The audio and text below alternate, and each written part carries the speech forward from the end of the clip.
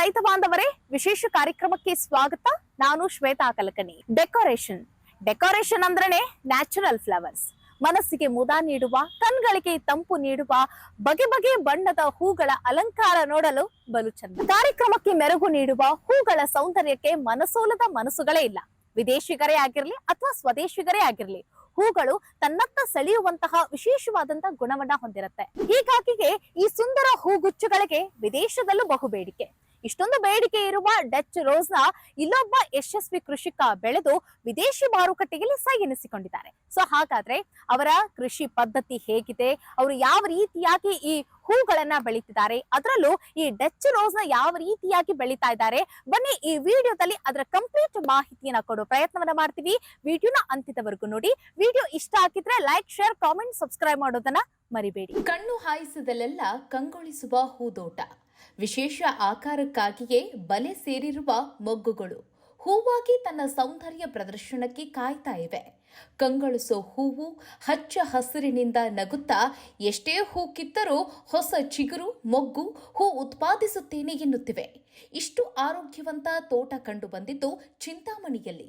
ಈ ತೋಟದ ಮಾಲೀಕರಾದ ರಾಜರೆಡ್ಡಿಯವರು ಎಂಎಸ್ಸಿ ಪದವಿ ಪಡೆದಿದ್ದು 10 ವರ್ಷಗಳಿಂದ ಪುಷ್ಪ ಕೃಷಿಯಲ್ಲಿ ತೊಡಗಿ ಯಶಸ್ವಿಯಾಗಿದ್ದಾರೆ. ನಮಸ್ಕಾರ ರೈತ ಮಿತ್ರರೇ, ನನ್ನ ಹೆಸರು ರಾಜಾರೆಡ್ಡಿ ಅಂತ. ನಾನೊಂದು 10 ವರ್ಷದಿಂದ ಫ್ಲೋರಿಕಲ್ಚರ್ ಮಾಡ್ತಾ ಇದ್ದೀನಿ. ಮೊದಲು ಜರ್ಬರಾ ಬೆಳೀತಾ ಇದ್ದೆ, ಕಾರ್ನೇಷನ್ ಬೆಳೀತಾ ಇದ್ದೆ, ಈಗ ಡಚ್ ರೋಸ್ ಬೆಳೀತಾ ಇದ್ದೀವಿ. ಈಗ ಈ ಬಿಟ್ಟು ಒಂದು 7.5 ಎಕರೆ ಬಿಟ್ಟಿದೆ. ಇದು ಎಲ್ಲ ಡಚ್ ರೋಸು. ಇದು ನಿಯರ್ ಚಿಂತಾಮಣಿ ಹತ್ರ ಇರೋದು. ಇಲ್ಲಿಂದ ಫ್ಲವರ್ಸ್ ಎಲ್ಲನೂ ಆಲ್ಮೋಸ್ಟ್ ಐಫ್ಯಾಬ್ಗೆ ಹೋಗುತ್ತೆ. ನಮ್ಮ ಹೆಬ್ಬಾಳದಲ್ಲಿ ಆಕ್ಷನ್ ಸೆಂಟ್ರಿಗೆ ಹೋಗುತ್ತೆ. ಒಂದು ಸ್ವಲ್ಪ ಸದ್ಯಕ್ಕೆ ಒಳ್ಳೆ ಪ್ರೈಸಸ್ ಸಿಗ್ತಾ ಇದೆ. ಒಳ್ಳೆ ಕ್ವಾಲಿಟಿ ಬರ್ತಾ ಇರೋದ್ರಿಂದ ಒಳ್ಳೆ ಪ್ರೈಸ್ ಸಿಗ್ತಾ ಇದೆ. ರಾಜರೆಡ್ಡಿಯವರು 7.5 ಎಕರೆಯಲ್ಲಿ ಡಚ್ ರೋಸ್ ಬೆಳೀತಾ ಇದ್ದು ಗುಣಮಟ್ಟದ ಹೂ ಬೆಳೆದು ಉತ್ತಮ ಮಾರುಕಟ್ಟೆ ಬೆಲೆಗೆ ಮಾರಾಟ ಮಾಡುತ್ತಿದ್ದಾರೆ. ಹಾಗಾದರೆ ಗುಣಮಟ್ಟದ ಹೂ ಬೆಳೆಯಲು ಅನುಸರಿಸುವ ಕೃಷಿ ಪದ್ಧತಿ ಯಾವುದೆಂದು ಅವರಿಂದಲೇ ಕೇಳೋಣ ಬನ್ನಿ. ಸ್ವಲ್ಪ ಬಯೋ ಫರ್ಟಿಲೈಸರ್ಸ್, ಮೈಕ್ರೋಬ್ಸ್ನ ಚೆನ್ನಾಗಿ ಯೂಸ್ ಮಾಡ್ತಾ ಇದ್ದೀವಿ. ಮೈಕ್ರೋಬ್ಸ್ನ ಯೂಸ್ ಮಾಡ್ತಾ ಇರೋದ್ರಿಂದ ನಮಗೆ ಕೆಮಿಕಲ್ ಫರ್ಟಿಲೈಸರ್ಸ್ ಸ್ವಲ್ಪ ಕಮ್ಮಿ ಯೂಸ್ ಮಾಡಬೇಕಾಗಿ ಖರ್ಚು ಕಮ್ಮಿ ಬರ್ತಾ ಇದೆ. ರಾಜರೆಡ್ಡಿಯವರು ತಮ್ಮ ತೋಟಕ್ಕೆ ಹೆಚ್ಚಿನ ಪ್ರಮಾಣದಲ್ಲಿ ಜೀವಾಣುಗಳನ್ನು ಬಳಸುತ್ತಿದ್ದಾರೆ. ಇದರಿಂದಾಗಿಯೇ ರಾಸಾಯನಿಕ ಗೊಬ್ಬರದ ಬಳಕೆಯೂ ಕಡಿಮೆಯಾಗಿ ಖರ್ಚು ಕಡಿಮೆಯಾಗಿದೆ ಎನ್ನುತ್ತಿದ್ದಾರೆ. ಫರ್ಟಿಲೈಸರ್ಸ್ ಎಲ್ಲ ನೀಟಾಗಿ ಅಪ್ಟೇಕ್ ಆಗ್ತಾ ಇದೆಯಾ ಸರ್? ಅಪ್ಟೇಕ್ ಆಗ್ತಾ ಇದೆ. ನಾವು ಮೈಕ್ರೋಬ್ಸ್ನ ಯಾವಾಗ ಚೆನ್ನಾಗಿ ಯೂಸ್ ಮಾಡ್ತೀವೋ ಅವು ಫರ್ಟಿಲೈಸರ್ ಕ್ಯಾರಿ ಮಾಡಿ ಪ್ಲಾಂಟಿಗೆ ಕೊಡುತ್ತೆ. ಹೌದು.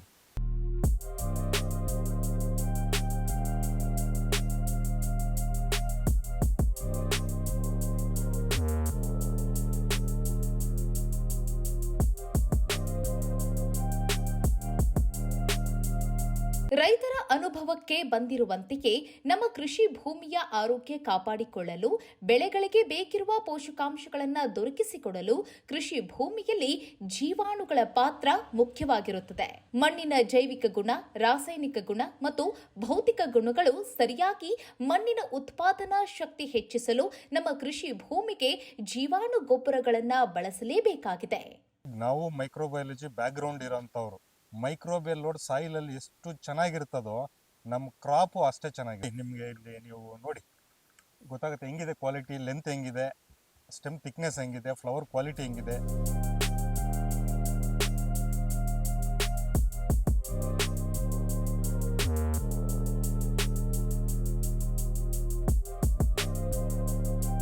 ನಮ್ಮ ಭೂಮಿಯಲ್ಲಿ ಯಥೇಚ್ಛವಾಗಿ ಜೀವಾಣುಗಳಿರುವುದರಿಂದ ಗುಣಮಟ್ಟದ ಬೆಳೆ ಬೆಳೆಯಲು ಸಹಕಾರಿಯಾಗಿದೆ ಎಂಬುದು ಅನುಭವಿ ಎಂಎಸ್ಸಿ ಪದವೀಧರ ಕೃಷಿಕರ ವಿವರಣೆ. ಇದು ಎಲ್ಲರೂ ತಿಳಿದು ತಮ್ಮ ಕೃಷಿ ಭೂಮಿಗೆ ಅಳವಡಿಸಿಕೊಳ್ಳಬೇಕಿರುವ ಮಾತುಗಳು.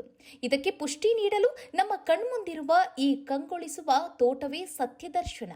ಇಂತಹ ಆರೋಗ್ಯವಂತ ತೋಟಕ್ಕೆ ರಾಜರೆಡ್ಡಿಯವರು ಬಳಸ್ತಾ ಇರೋದು ಐಕೃತಿ ಕಂಪನಿಯ ಜೀವಾಣು ಗೊಬ್ಬರಗಳು ಹಾಗೂ ಜೈವಿಕಾಂಶಯುಕ್ತ ಗೊಬ್ಬರಗಳು. ನೋಡಿ, ಇವ್ರದ್ದು ಐಕೃತಿ ಎಲ್ಲ ಯಂಗ್ಸ್ಟರ್ಸು ಎಲ್ಲ ಹೊಸದಾಗಿ ಸ್ಟಾರ್ಟ್ ಮಾಡಿದ್ದಾರೆ.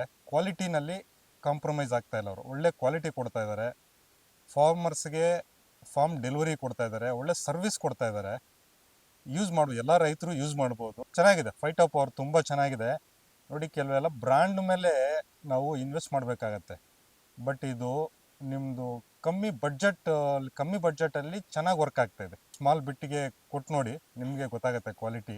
ಐಕೃತಿ ಪ್ರಕೃತಿ ಗೊಬ್ಬರಗಳ ಗುಣಮಟ್ಟ ಮತ್ತು ಸೇವೆಗೆ ರೈತರಿಂದ ಮೆಚ್ಚುಗೆ ಸಿಗುವುದೆಂದರೆ ನಮ್ಮ ಶ್ರಮಕ್ಕೆ ಸಿಕ್ಕ ನಿಜವಾದ ಪ್ರತಿಫಲ. ಗುಣಮಟ್ಟದ ಉತ್ಪನ್ನ ಮತ್ತು ಸೇವೆ ನೀಡುವುದು ನಮ್ಮ ಕರ್ತವ್ಯ. ಈ ಭಾಗದಲ್ಲಿ ನಮ್ಮ ಕಂಪನಿಯ ಮಂಜುನಾಥ್ ರವರು ರೈತರ ತೋಟಗಳಿಗೆ ತೆರಳಿ ಬೆಳೆಗಳಿಗೆ ಮತ್ತು ಮಣ್ಣಿಗೆ ಹೊಂದಿಕೊಳ್ಳುವ ಸೂಕ್ತ ಸಲಹೆ ಮತ್ತು ಗೊಬ್ಬರಗಳನ್ನು ನೀಡ್ತಾ ಇದ್ದಾರೆ. ನಾವಿಲ್ಲಿ ಕಾಣ್ತಾ ಇರುವ ತೋಟಕ್ಕೆ ಪಾಲಿಹೌಸ್ ನಿರ್ಮಾಣ ಹಂತದಿಂದ ಸಸಿ ನಾಟಿ, ಗಿಡದ ಬೆಳವಣಿಗೆ, ಹೂ ಕೊಯ್ಲು ಮಾಡಿ ಮಾರುಕಟ್ಟೆ ಸೇರಿಸುವವರೆಗೆ ಎಲ್ಲಾ ಹಂತದಲ್ಲೂ ಕೂಡ ಮಂಜುನಾಥ್ ರವರು ಸಲಹೆ ನೀಡಿ ಕೃಷಿಕರಿಗೆ ಜೊತೆಯಾಗಿದ್ದಾರೆ.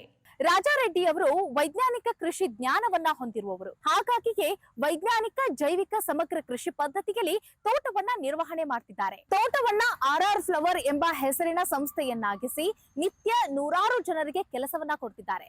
ಈ ಕೃಷಿ ಕಾರ್ಯದಲ್ಲಿ ಕೃಷಿಯ ಬಗ್ಗೆ ತಿಳಿದವರು ಮತ್ತೆ ಕೃಷಿ ಪದವೀಧರರು ಸಹ ಕಾರ್ಯನಿರ್ವಹಿಸ್ತಾ ಇದ್ದಾರೆ. ಕೀಟ ಮತ್ತು ರೋಗ ನಿರ್ವಾಹಕರಾಗಿ ಕಾರ್ಯನಿರ್ವಹಿಸ್ತಾ ಇರುವಂತಹ ಸ್ನೇಹ ಅವರು ವಿವರಿಸಿದ್ದು ಹೀಗೆ. ನಮಸ್ತೆ, ನನ್ನ ಹೆಸರು ಸ್ನೇಹ. ನಾನು ಪ್ಲಾಂಟ್ ಬಯೋಟೆಕ್ನಾಲಜಿಸ್ಟ್. ಇಲ್ಲಿ RR ಫ್ಲೋರಾದಲ್ಲಿ ನಾನು pest and disease management supervisor ಆಗಿ ವರ್ಕ್ ಮಾಡ್ತಿದ್ದೀನಿ. ಸೊ ನೀವು ಇಲ್ಲಿ ಏನು ನೋಡ್ತಿದ್ದೀರಾ, ಈ ಕ್ರಾಪ್ ಬಂದುಬಿಟ್ಟು 9 months ಓಲ್ಡ್ ಕ್ರಾಪ್ ನಾವು ಸೋಯಿಂಗ್ ಮಾಡಿ. ಈ ಫಾರ್ಮಲ್ಲಿ ಇರುವಂಥ ವೆರೈಟೀಸ್ ಯಾವುದು ಅಂತ ಹೇಳಿದ್ರೆ ತಾಜ್ ಮಹಲ್ ಇದೆ, ವೈಟಲ್ಲಿ ವೈಟ್ ಅವಲಾಂಚೆ ಇದೆ, ಸ್ವೀಟ್ ಇದೆ, ಪೀಚ್ ಇದೆ, ಮತ್ತು ಯೆಲ್ಲೋ ಕಲರ್ಸಲ್ಲಿ ಬಂದುಬಿಟ್ಟು ಸೋಲಿಯರ್, ಗೋಲ್ಡ್ ಸ್ಟ್ರೈಕ್ ಅಂತಿದೆ, ಪಿಂಕಲ್ಲಿ ಹಾಟ್ ಶಾಟ್ ಇದೆ, ಬೋನಿಯರ್ ಇದೆ, ಮತ್ತು ನೋಬ್ಲೆಸ್ ಇದೆ, ಜುಮಿಲಿಯಾ ಇದೆ, ರಿವೈವಲ್ ಇದೆ. ಸೊ ಇಷ್ಟು ವೆರೈಟೀಸು ನಾವು ಇಲ್ಲಿ ಟೋಟಲ್ 13 ವೆರೈಟೀಸ್ ನಾವಿಲ್ಲಿ ಮೇಂಟೈನ್ ಮಾಡ್ತಾ ಇದ್ದೀವಿ.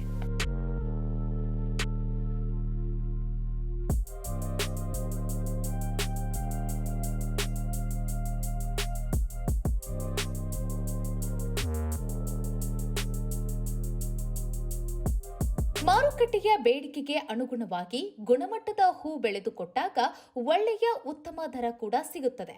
13 ವಿಭಿನ್ನ ಬಗೆಯ ಗುಲಾಬಿ ಹೂ ಬೆಳೆದು ಹೂಗಳ ಗುಣಮಟ್ಟವನ್ನ ಕಾಪಾಡಲು ಶೀತಲ ವಾಹನದಲ್ಲಿಯೇ ಸಾಗಾಟ ಮಾಡಿ ಮಾರುಕಟ್ಟೆ ಸೇರುವ ಈ ಹೂಗಳಿಗೆ ಮತ್ತು ಹೂ ತೋಟಕ್ಕೆ ಬಾಧಿಸುವ ಕೀಟ ರೋಗಗಳ ನಿರ್ವಹಣೆ ಬಗ್ಗೆ ಮುಂದೆ ನೋಡಿ.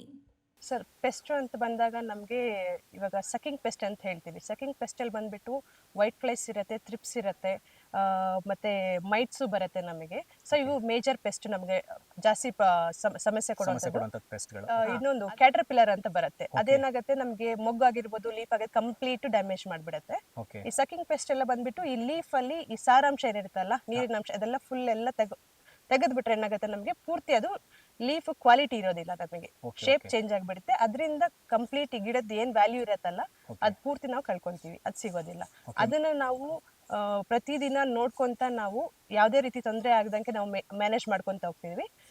ಅದ್ರ ಜೊತೆಗೆ ಡಿಸೀಸಸ್ ಅಂತ ಬಂದಾಗ ನಮಗೆ ಮೇಜರ್ ಆಗಿ ನಮ್ಗೆ ಈ ಒಂದು ಪ್ರದೇಶದಲ್ಲಿ ನಮಗೆ ಡೌನಿ ಎಫೆಕ್ಟ್ ಜಾಸ್ತಿ ಆಗ್ತಿದೆ, ಡೌನಿ ಮಿಲ್ಡ್ಯೂ ಅಂತ ಹೇಳ್ತೀವಿ. ಸೊ ಅದನ್ನು ನಾವು ಆನ್ ಎ ಡೈಲಿ ಬೇಸಿಸ್ ನಾವು ಅದನ್ನು ಸ್ಕೌಟಿಂಗ್ ಮಾಡ್ತಾನೆ ಇರ್ತೀವಿ, ಯಾವ್ಯಾವ ಸಮಸ್ಯೆ ಇದೆ ಅಂತ. ಇದನ್ನು ನಾವು ಪ್ರಥಮ ಹಂತದಲ್ಲಿ ನಾವೇನು ಮಾಡ್ತೀವಿ, ಅದನ್ನು ಗಮನಿಸ್ಬಿಟ್ಟು ಅದನ್ನು ನಾವು ಹತೋಟಿಗೆ ತರೋಕ್ಕೆ ಪ್ರಯತ್ನ ಪಡ್ತಿರ್ತೀವಿ. ಆದ್ದರಿಂದ ನಮಗೆ ಈ ಗಿಡದ ಹೆಲ್ತ್ ಆಗಲಿ ಕ್ವಾಲಿಟಿ ಆಗಲಿ ಮೇಂಟೈನ್ ಮಾಡಲಿಕ್ಕೆ ತುಂಬ ಸಹಾಯ ಆಗ್ತಿದೆ. ಸೊ ಅದ್ರ ನಂತರ ಇವಾಗ ಮಣ್ಣಿನ ಸಾರಾಂಶ ಮತ್ತು ಗಿಡದ ಕ್ವಾಲಿಟಿ ಏನು ಮೇಂಟೈನ್ ಮಾಡಬೇಕು ಅಂತೀವಿ, ಅದಕ್ಕೆ ನಾವು ಈ ಮೈಕ್ರೋಬಿಯಲ್ ಕಲ್ಚರ್ ಅಂತ ಹೇಳ್ಬಿಟ್ಟು ಅದರಲ್ಲಿ ವ್ಯಾಮು, PSB, ಅದ್ರ ಜೊತೆ ಬೆಲ್ಲ, ಇವನ್ನೆಲ್ಲ ಮಿಕ್ಸ್ ಮಾಡಿಬಿಟ್ಟು ನಾವೇನು ಮಾಡ್ತೀವಿ, ಪ್ರತಿ 15 ದಿನಕ್ಕೆ ಒಮ್ಮೆ ನಾವು ಸ್ಪ್ರೇ ಮಾಡ್ತಿರ್ತೀವಿ. ಅದನ್ನು ಸ್ಪ್ರೇ ಅಥವಾ ಡ್ರಿಪ್ ಲೈನಲ್ಲಿ ಬಿಡ್ತಿರ್ತೀವಿ. ಅದರಿಂದ ಏನಾಗುತ್ತೆ, ನಮಗೆ ಗಿಡದ ಹೆಲ್ತ್ ಚೆನ್ನಾಗಿ ಮೇಂಟೈನ್ ಆಗ್ತಿರುತ್ತೆ, ಕ್ವಾಲಿಟಿನೂ ಒಳ್ಳೆಯದಾಗಿ ಸಿಗುತ್ತೆ ನಮಗೆ. ಅಂದರೆ ಹೆಲ್ಪ್ ಆಗುತ್ತೆ ತುಂಬ. ಯಾಕಂದರೆ ನಾವು ಒಂದೇ ಸಮ ಈ ಕೆಮಿಕಲ್ಸ್ ಮೇಲೆ ಡಿಪೆಂಡ್ ಆಗಬಾರ್ದು. ಈ ಕೀಟನಾಶಕಗಳಾಗಲಿ ಪ್ರತಿಯೊಂದನ್ನು ಏಕದಮ್ ನಾವು ಕೆಮಿಕಲ್ಸ್ ಮೇಲೆ ಡಿಪೆಂಡ್ ಆದರೆ ಏನಾಗುತ್ತೆ, ನಾವು ಮಣ್ಣಿನ ಗುಣಮಟ್ಟನೂ ಕಾಪಾಡೋದಕ್ಕೆ ಆಗೋದಿಲ್ಲ. ಎರಡನ್ನೂ ನಾವು ಸಮ ಪ್ರಮಾಣದಲ್ಲಿ ಯೂಸ್ ಮಾಡಿದಾಗ ನಮಗೆ ಹೆಲ್ಪ್ ಆಗುತ್ತೆ ತುಂಬ ಚೆನ್ನಾಗಿ. ಓಕೆ, ನೀವು ಮಣ್ಣಿನ ಆರೋಗ್ಯದ ದೃಷ್ಟಿಯಿಂದ ಏನು ಮಾಡ್ತಾ ಇದ್ದೀರಾ, ಮೈಕ್ರೋಬ್ಸ್ನ ಜಾಸ್ತಿ ಯೂಸ್ ಮಾಡಿಕೊಂಡು ಪೆಸ್ಟ್ ಮ್ಯಾನೇಜ್ಮೆಂಟ್ನ ಮಾಡ್ತಾ ಇದ್ದೀರಾ? ಹೌದು, ಮೈಕ್ರೋಬ್ಸ್ ಯೂಸ್ ಮಾಡ್ತಿದ್ದೀವಿ. ಅದ್ರ ಜೊತೆಗೆ ನಾವು ವರ್ಮಿ ಕಾಂಪೋಸ್ಟು, ಕೊಟ್ಟಿಗೆ ಗೊಬ್ಬರ, ಅವು ಎಲ್ಲದನ್ನೂ ಬ್ಯಾಲೆನ್ಸ್ ಮಾಡ್ಕೊಂತ ಹೋಗ್ತಾ ಇದೀವಿ ಸರ್. ಹಾಕೊಂಡು ನ್ಯೂಟ್ರಿಯೆಂಟ್ಸ್ ಬ್ಯಾಲೆನ್ಸ್ಡ್ ಆಗಿರೋದ್ರಿಂದ ಪೆಸ್ಟ್ ಮತ್ತೆ ಡಿಸೀಸ್ ಕಡಿಮೆ ಆಗ್ತಾ ಇದೆ ಅಂತ ಅನ್ಸುತ್ತಾ? ಹೌದು ಸರ್, ಆಗುತ್ತೆ. ನಾವು ಇಲ್ಲಿ ಯಥೇಚ್ಛವಾಗಿ ಈ ಮೈಕ್ರೋಬಿಯಲ್ ಕಲ್ಚರ್ ಏನು ಯೂಸ್ ಮಾಡ್ತಿದೀವಲ್ಲ, ಇದರಿಂದ ನಮ್ಗೆ ಏನಾಗ್ತಿದೆ, ಈ ಗಿಡದಲ್ಲಿ ರೆಸಿಸ್ಟೆನ್ಸ್ ಪವರ್ ಅನ್ನೋದು ಬಿಲ್ಡ್ ಆಗುತ್ತೆ. ಇದು ಲಾಂಗ್ ಟರ್ಮ್ ಅಲ್ಲಿ ಎಫೆಕ್ಟ್ ಕೊಡುತ್ತೆ ನಮಗೆ. ಅಂದ್ರೆ ಇವಾಗ ಇಮಿಡಿಯೇಟ್ ಎಫೆಕ್ಟ್ ಅಲ್ದಿರ ಲಾಂಗ್ ಟರ್ಮ್ ಅಲ್ಲಿ ನಮಗೆ ಎಫೆಕ್ಟ್ ಕೊಡೋದ್ರಿಂದ ಏನಾಗುತ್ತೆ, ನಮಗೆ ಗಿಡದ ಹೆಲ್ತ್ ತುಂಬಾ ಚೆನ್ನಾಗಿ ಮೇಂಟೈನ್ ಆಗಿರುತ್ತೆ. ಅಂಡ್ ನಮಗೆ ಕ್ವಿಕ್ ಆಗಿ ರಿಸಲ್ಟ್ ಬೇಕು ಅಂದಾಗ ಮಾತ್ರ ನಾವು ಕೆಮಿಕಲ್ಸ್ನ ಯೂಸ್ ಮಾಡ್ಕೊಂಡು ಕಂಟ್ರೋಲ್ ಮಾಡ್ಕೊತಿದ್ದೀವಿ.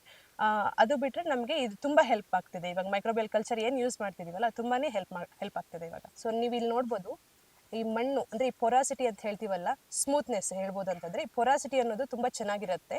ಸೊ ಈ ರೀತಿ ನಾವು ಮಣ್ಣಿನ ಹೆಲ್ತ್ ನ ಮೇಂಟೈನ್ ಮಾಡಬೇಕು ಅಂದ್ರೆ ಮೈಕ್ರೋಬ್ಸ್ ಜಾಸ್ತಿ ಯೂಸ್ ಮಾಡಿ, ಯಥೇಚ್ಛವಾಗಿ ನಾವು ಯೂಸ್ ಮಾಡಿದಾಗ ಏನಾಗುತ್ತೆ, ಈ ಮಣ್ಣಿನ ಒಂದು ಪೊರಾಸಿಟಿ ಏನಿರುತ್ತೆ ಚೆನ್ನಾಗಿರುತ್ತೆ. ನಾವಿಲ್ಲಿ ಗಮನಿಸಬಹುದು, ಯಾವುದೇ ಗಿಡದ ಮೇಲೂ ರೋಗ ಕೀಟದ ಕುರುಹುಗಳೇ ಕಂಡು ಬರ್ತಿಲ್ಲ. ಹೆಚ್ಚು ಹೊಸ ಮೊಗ್ಗುಗಳು ಕಂಡು ಬರುತ್ತಿವೆ. ಹೂವಿನ ಆಕರ್ಷಕ ಆಕಾರ ಕಾಪಾಡಲು ಮೊಗ್ಗಿನಲ್ಲೇ ಕ್ಯಾಪ್ ಹಾಕ್ತಾ ಇರೋದು, ಬಿಸಿಲಿನ ತಾಪ ಹೆಚ್ಚಾದಾಗ ಈ ರೀತಿ ನೀರು ಕೊಟ್ಟು ತೋಟವನ್ನ ತಂಪಾಗಿಸುವುದು, ಗೊಬ್ಬರ ಸಿಂಪಡಣೆ, ಕೊಯ್ಲು, ಹೀಗೆ ತೋಟದಲ್ಲಿ ಪ್ರತಿನಿತ್ಯ ಕೆಲಸವಿರುತ್ತದೆ.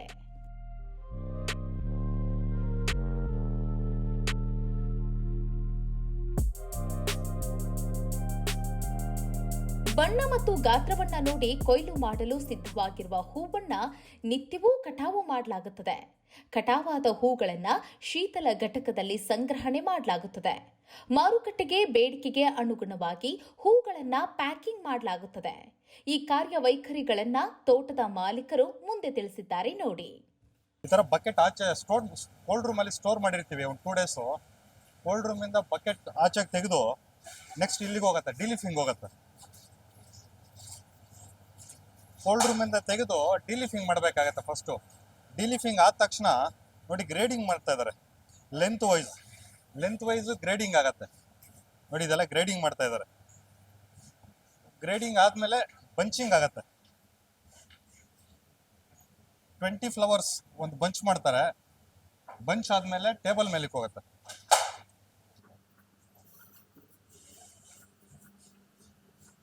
ಟೇಬಲ್ ಮೇಲೆ ಹೋದ್ಮೇಲೆ ರ್ಯಾಪರ್ ಹಾಕ್ಬೇಕಾಗತ್ತೆ. ನಾವು ರ್ಯಾಪರ್ ಹಾಕಿ ರಬ್ಬರ್ ಹಾಕ್ತಾರೆ. ರ್ಯಾಪರ್ ಹಾಕಿ ರಬ್ಬರ್ ಹಾಕ್ಮೇಲೆ ಕಟ್ಟಿಂಗ್ ಹೋಗುತ್ತೆ. ಲೆಂತ್ ವೈಸ್ ಕಟ್ಟಿಂಗ್ ಹೋಗುತ್ತೆ. ಕಟ್ ಕರೋಜೆ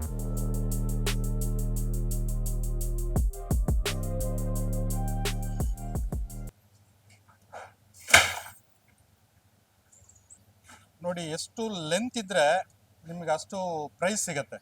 60 ಸೆಂಟಿಮೀಟರ್ ಇದಕ್ಕೆ ಒಳ್ಳೆ ಪ್ರೈಸ್ ಇದೆ. ನೆಕ್ಸ್ಟು 50 ಸೆಂಟಿಮೀಟರ್, ಇದಕ್ಕೆ ಒಂದು ಸ್ವಲ್ಪ ಪ್ರೈಸ್ ಕಮ್ಮಿ ಸಿಗ್ತದೆ. ಬಟ್ ಇದು 40 ಸೆಂಟಿಮೀಟರ್ಗೆ ಸ್ವಲ್ಪ ಪ್ರೈಸ್ ಕಮ್ಮಿ ಸಿಗ್ತದೆ. ಎಷ್ಟು ಲೆಂತ್ ಇದ್ರೆ ನಮ್ಗೆ ಅಷ್ಟು ಪ್ರೈಸ್ ಸಿಗ್ತದೆ. ನೋಡಿದ್ರಲ್ಲ, ಇದಿಷ್ಟು ಯಶಸ್ವಿ ರೈತರಾದ ರಾಜಾರೆಡ್ಡಿ ಅವರ ತೋಟದ ವಿಶೇಷ. ಹೆಚ್ಚಿನ ಕೃಷಿ ಮಾಹಿತಿ ಹಾಗೆ ಕೃಷಿ ಸಲಹೆ ಹಾಗೆ ಗುಣಮಟ್ಟದ ಉತ್ಪನ್ನಗಳಿಗಾಗಿ ಸ್ಕ್ರೀನ್ ಮೇಲೆ ಡಿಸ್ಪ್ಲೇ ಆಗ್ತಾ ಇರುವಂತಹ ನಂಬರ್ಗೆ ಕರೆ ಮಾಡಿ ಹೆಚ್ಚಿನ ಮಾಹಿತಿನ ಪಡೆದುಕೊಳ್ಳಿ ಅಂತ ಹೇಳ್ತಾ ಮುಂದಿನ ವಿಡಿಯೋದಲ್ಲಿ ಮತ್ತೊಂದು ವಿಶೇಷ ವಿಚಾರದಲ್ಲಿ ಸಿಗೋಣ. ನಮಸ್ಕಾರ.